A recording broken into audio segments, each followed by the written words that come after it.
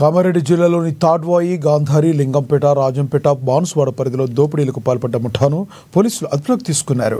5 సభ్యులను అరెస్టు చేసినట్లుగా ఎస్పీ రాజేష్ చంద్ర తెలిపారు.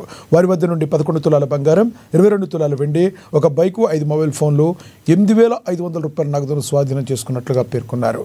తాడ్వాయి మండల కేంద్రంలో వాహనాలు తనిఖీలు చేస్తుండగా ఈ ముఠా సభ్యులు పట్టుబడినట్లుగా తెలిపారు.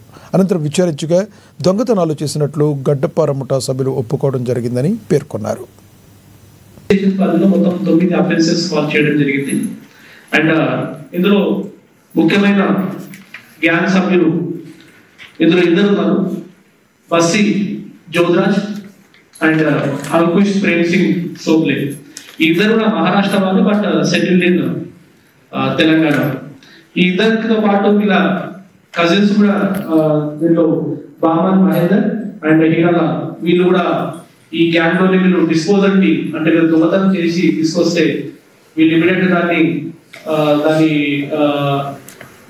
ఆభరణాలన్నీ కూడా డిస్పోజ్ చేసే విధంగా అన్ని ఏర్పాట్లు చేయడం జరుగుతూ ఉంది.